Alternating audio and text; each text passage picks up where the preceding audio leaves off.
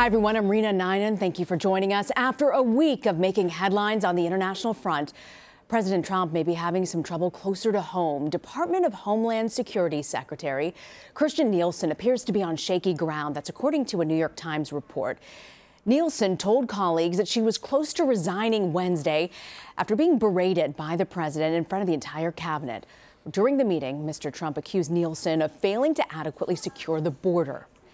Nielsen's now pushing back on the report, but hasn't denied it. In a statement, she writes, the president is rightly frustrated that existing loopholes and lack of congressional action have prevented this administration from fully securing the border and protecting the American people. I share his frustration, but she goes on to say how honored she is to represent the Department of Homeland Security. Molly Hooper is a CBSN political contributor and a congressional reporter for The Hill. She joins me now. Okay, Molly, you know, it's interesting. She's not denying that she almost resigned. And we know that she's been an ally of Chief of Staff John Kelly. He helped her get the job, right? But do you think that her job could be in jeopardy at this point?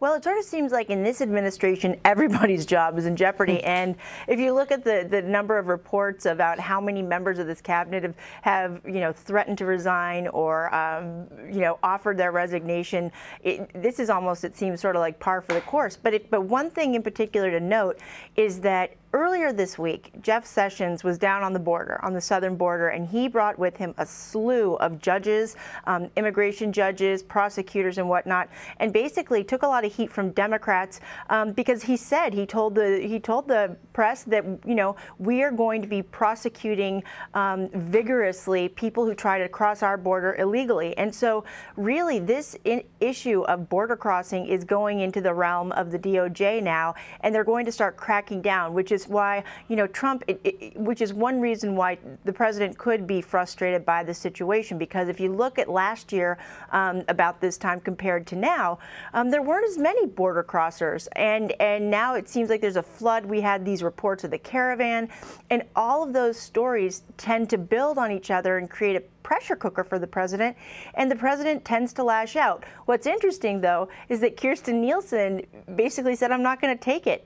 And, yeah. And so, again, she hasn't denied the reporting, but I think that given the Department of Homeland Security's relationship with people on Capitol Hill, with members of Congress who need to provide funding for the department, perhaps this could go a long way in sort of solidifying her reputation as somebody with a backbone who wants to stand up against the president. And that could help her on Capitol Hill. And also, we know Chief of Staff John Kelly, he addressed immigrants in an NPR interview. There you go, we got the quote here. They don't integrate well, they don't have skills, they're not bad people, they're coming here for a reason. And I sympathize with that reason, but the laws are the laws. How do you think that view could impact the administration's ability to actually reform the system?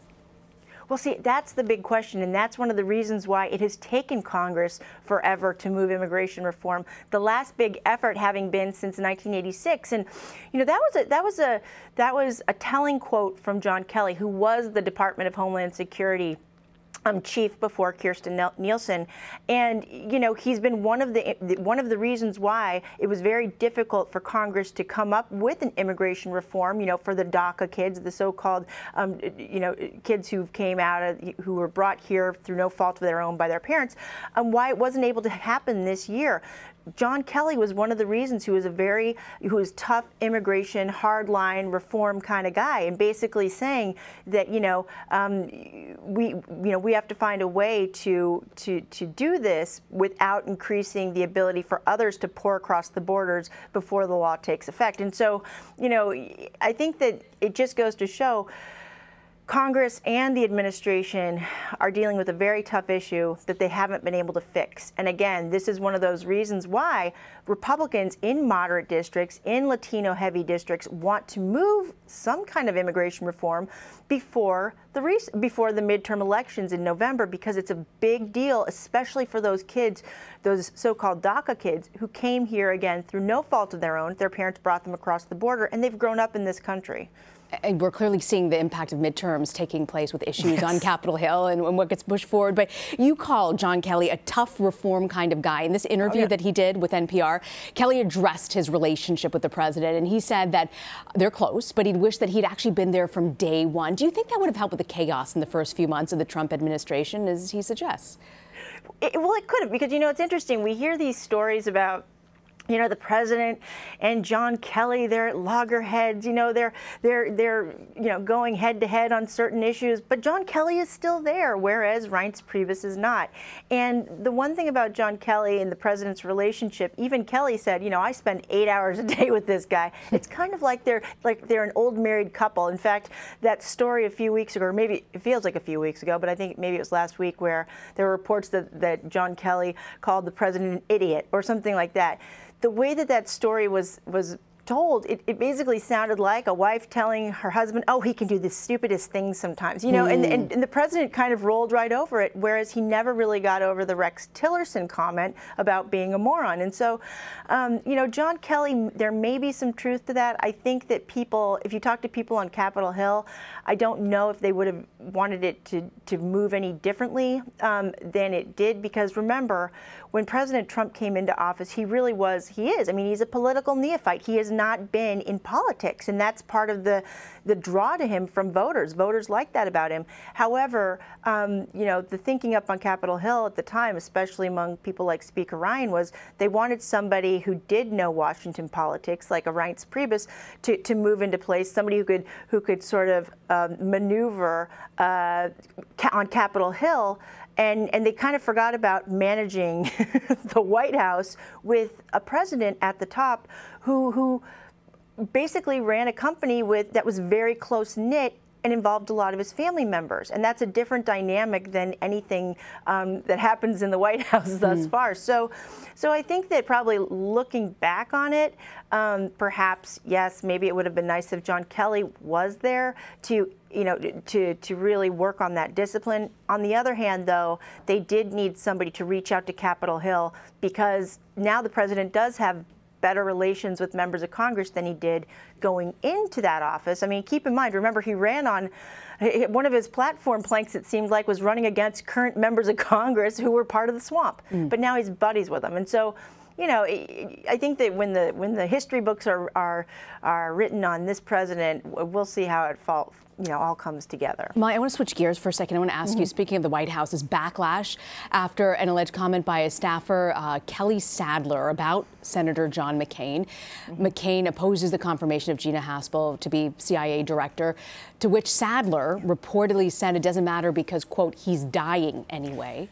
Talk about insensitive there. The White House statement said, we respect Senator McCain's service. Do you think they owe him an apology? Well, it would be nice if Kelly Sadler apologized.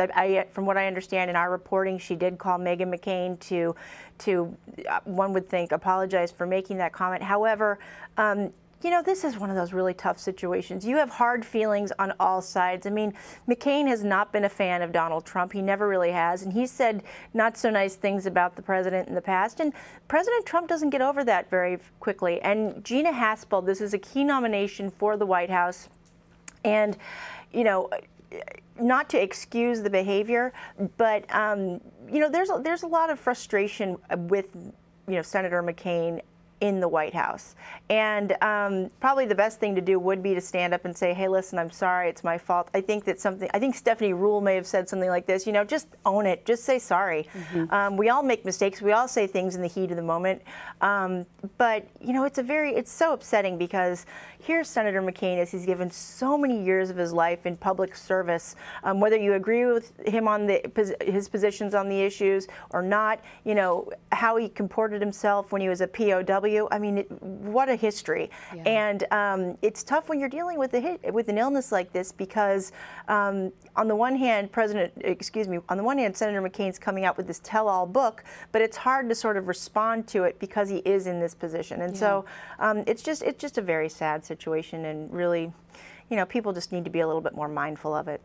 Speaking of responding, Molly, Senator McCain's daughter responded today. I want to play some of that for you.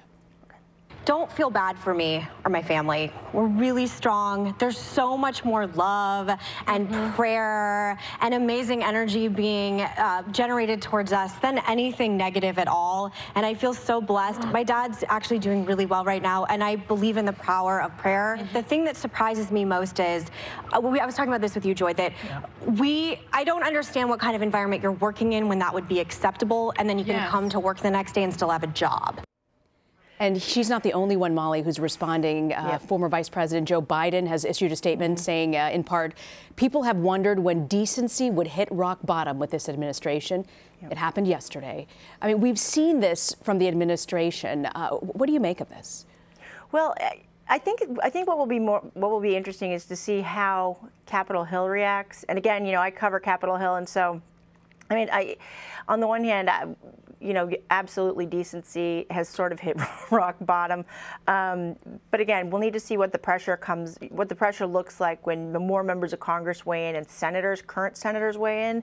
I mean, Orrin Hatch earlier this week made a comment about, you know, reports that Senator McCain doesn't want Donald Trump at the funeral, and Orrin Hatch said he didn't really think that was appropriate and then had to walk it back. So again, it's, you know, it's just such a tough time to be saying anything about a family that's dealing with a situation like this, because they're terrible, horrible things.